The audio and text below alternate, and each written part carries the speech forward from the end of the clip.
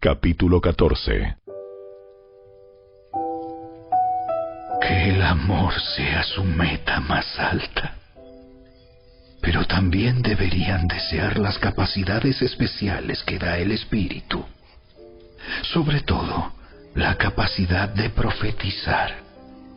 Pues si alguien tiene la capacidad de hablar en lenguas, le hablará solamente a Dios, dado que la gente no podrá entenderle. Hablará por el poder del Espíritu, pero todo será un misterio. En cambio, el que profetiza fortalece a otros, los anima y los consuela. La persona que habla en lenguas se fortalece a sí misma, pero el que dice una palabra de profecía fortalece a toda la iglesia. Yo desearía que todos pudieran hablar en lenguas, pero más aún me gustaría que todos pudieran profetizar, pues la profecía es superior que hablar en lenguas, a menos que alguien interprete lo que se dice, para que toda la iglesia se fortalezca. Amados hermanos, si yo fuera a visitarlos y les hablara en un idioma desconocido, ¿de qué les serviría a ustedes? En cambio, si les llevo una revelación, o un conocimiento especial, o una profecía, o una enseñanza, eso sí les sería de ayuda. Aún los instrumentos inanimados como la flauta y el arpa tienen que emitir sonidos nítidos, o nadie reconocerá la melodía. Si el toque de trompeta no es entendible, ¿cómo sabrán los soldados que se les llama a la batalla? Lo mismo ocurre con ustedes. Si hablan a la gente con palabras que no entienden, ¿cómo podrían saber lo que ustedes dicen? Sería igual que hablarle al viento. Hay muchos idiomas diferentes en el mundo y cada uno tiene significado. Pero si no entiendo un idioma, soy un extranjero para el que lo habla, y el que lo habla es un extranjero para mí. Lo mismo ocurre con ustedes. Ya que están tan deseosos de tener las capacidades especiales que da el Espíritu, procuren las que fortalecerán a toda la iglesia. Por lo tanto, el que habla en lenguas también debería pedir en oración la capacidad de interpretar lo que se ha dicho. Pues si oro en lenguas, mi espíritu ora, pero yo no entiendo lo que digo. ¿Qué debo hacer entonces? Oraré en el espíritu y también oraré con palabras que entiendo. Cantaré en el espíritu y también cantaré con palabras que entiendo. Pues si alabas a Dios solamente en el espíritu, ¿cómo podrán los que no te entienden alabar a Dios contigo? ¿Cómo podrán unirse a tus agradecimientos cuando no entienden lo que dices? Tú darás gracias muy bien, pero eso no fortalecerá a la gente que te oye. Yo le agradezco a Dios que hablo en lenguas más que cualquiera de ustedes, pero en una reunión de la iglesia, para ayudar a otros preferiría hablar 5 palabras comprensibles que 10,000 palabras en un idioma desconocido. Amados hermanos, no sean infantiles en su comprensión de estas cosas. Sean inocentes como bebés en cuanto a la maldad, pero maduros en la comprensión de asuntos como estos. En las Escrituras está escrito: hablaré a mi propio pueblo en idiomas extraños y mediante labios de extranjeros, pero aún así no me escucharán. Así que, como ven, el hablar en lenguas es una señal no para los creyentes, sino para los incrédulos. La profecía, sin embargo, es para el beneficio de los creyentes, no de los incrédulos. Aún así, si los incrédulos o la gente que no entiende esas cosas entran en la reunión de la iglesia y oyen a todos hablando en un idioma desconocido, pensarán que ustedes están locos.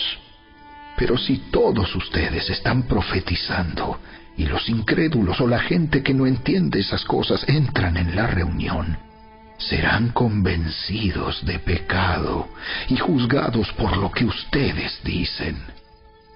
Al escuchar sus pensamientos secretos quedarán al descubierto y caerán de rodillas y adorarán a Dios declarando: en verdad, Dios está aquí entre ustedes. Ahora bien, mis hermanos, hagamos un resumen. Cuando se reúnan, uno de ustedes cantará, otro enseñará, otro contará alguna revelación especial que Dios le haya dado, otro hablará en lenguas y otro interpretará lo que se dice. Pero cada cosa que se haga debe fortalecer a cada uno de ustedes. No más de 2 o 3 deberían hablar en lenguas. Deben hablar uno a la vez y que alguien interprete lo que ellos digan. Pero si no hay nadie presente que pueda interpretar, ellos deberán guardar silencio en la reunión de la iglesia y hablar en lenguas a Dios en forma privada. Que 2 o 3 personas profeticen y que los demás evalúen lo que se dice. Pero si alguien está profetizando y otra persona recibe una revelación del Señor, el que está hablando debe callarse. De esa manera, todos los que profeticen tendrán su turno para hablar, uno después de otro, para que todos aprendan y sean alentados. Recuerden que la gente que profetiza está en control de su espíritu y puede turnarse con otros, pues Dios no es Dios de desorden, sino de paz. Como en todas las reuniones del pueblo santo de Dios, las mujeres deben guardar silencio durante las reuniones de la iglesia. No es apropiado que hablen. Deben ser sumisas, tal como dice la ley. Si tienen preguntas, que le pregunten a su marido en casa, porque no es apropiado que las mujeres hablen en las reuniones de la iglesia. ¿O acaso piensan, corintios, que la palabra de Dios se originó con ustedes? ¿Son ustedes los únicos a quienes fue entregada? Si alguien afirma ser profeta o piensa que es espiritual, debería reconocer que lo que digo es un mandato del Señor mismo. Pero si no lo reconoce, Él tampoco será reconocido. Por lo tanto, mis amados hermanos, con todo corazón deseen profetizar y no prohíban que se hablen lenguas. Pero asegúrense de que todo se haga de forma apropiada y con orden.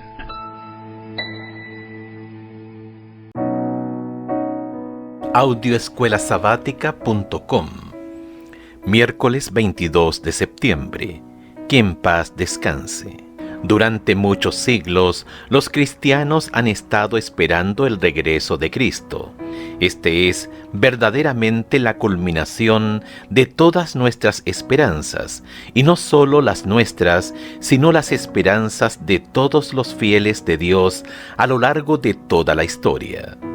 Escuche Hebreos capítulo 11, versículos 13 al 16.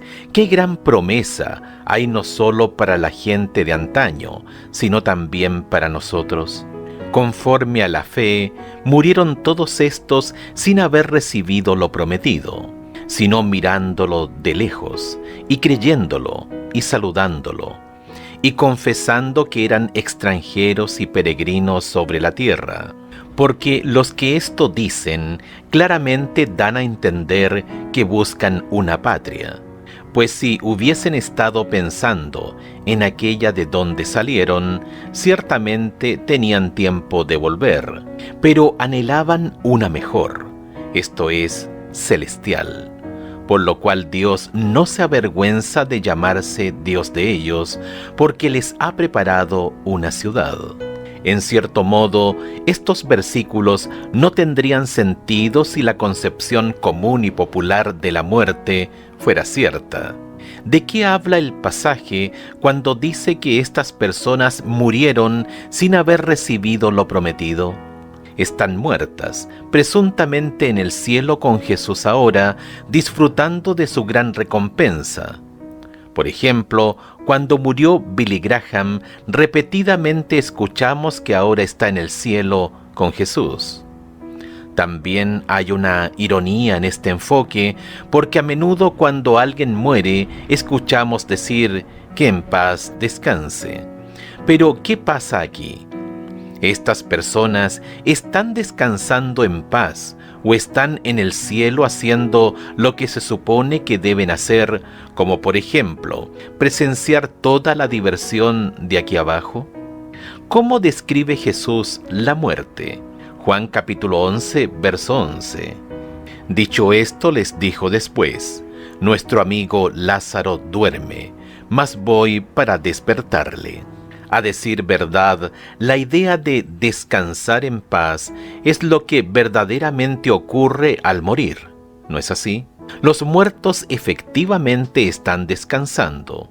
Para el creyente, la muerte es un asunto trivial. Cristo habla de ella como si fuera de poca importancia. El que guarda mi palabra nunca verá muerte, nunca sufrirá muerte. Para el cristiano, la muerte es tan solo un sueño, un momento de silencio y tinieblas. La vida está oculta con Cristo en Dios, y cuando Cristo, vuestra vida, se manifieste, entonces vosotros también seréis manifestados con Él en gloria. Juan capítulo 8, versos 51 y 52, Colosenses capítulo 3, verso 4, Deseado de todas las gentes, página 731. Jesús compara la condición de una persona entre la muerte y la mañana de la resurrección con un sueño inconsciente. Juan capítulo 11, versos 11 y 14, pero también enfatiza que tanto los salvos como los perdidos recibirán su recompensa después de la resurrección.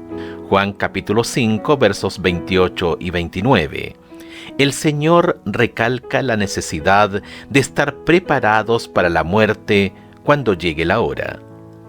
¿Qué consuelo tienes al saber que tus seres queridos fallecidos ahora están descansando?